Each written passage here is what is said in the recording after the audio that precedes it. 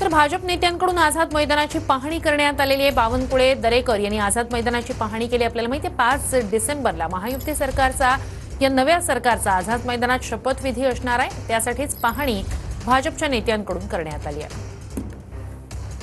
एक आठवड्याच्या दीर्घ प्रतीक्षेनंतर अखेरकार महायुतीला शपथविधीचा मुहूर्त सापडलेला आहे। 5 तारखेला संध्याकाळी 5 वाजता हा शपथविधी सोहळा पार पडणार आहे आणि मी सध्या मुंबईच्या आझाद मैदानामध्ये आहे, ज्या ठिकाणी हा शपथविधी सोहळा पार पडेल। आपण पाहतोय की याच आझाद मैदानामध्ये बरीचशी आंदोलनं झालेली आहेत आणि याच आझाद मैदानामध्ये आता मुख्यमंत्री आणि महायुतीचा जो शपथविधी सोहळा आहे तो या ठिकाणी पार पडणार आहे। ही तयारी आपण या ठिकाणी पाहू शकता कशा पद्धतीने सुरू आहे। जी दृश्य आपल्याला दिसतात त्या ठिकाणी ग्रीन रूम असणार आहेत आणि VIP इन्स्टॉलेशन्स जे आहेत तंबूचे ते त्या ठिकाणी केलं जाते। तर दुसरीकडे आपण पाहतोय की आझाद मैदानात 80 बाय 50 फूट इतका मोठा व्यासपीठ जे आहे ते बांधण्यात येतं, स्टेज बांधण्यात येतो आणि त्याची तयारी जी आहे ती सुद्धा अगदी युद्ध पातळीवर या ठिकाणी सुरू आहे। 5 तारखेला मुख्यमंत्र्यांसहित 35 मंत्री याच व्यासपीठावर शपथ घेणार आहेत आणि या सोहळ्याला पंतप्रधान नरेंद्र मोदींसहित अमित शहा आणि इतर राज्याचे भाजपचे मुख्यमंत्री देखील उपस्थित असणार आहे। जवळपास 50,000 लोक बसतील इतकी आसन व्यवस्था या ठिकाणी करण्यात आलेली आहे आणि त्यासोबतच आपण पाहतोय की सर्व VIP मुवमेंट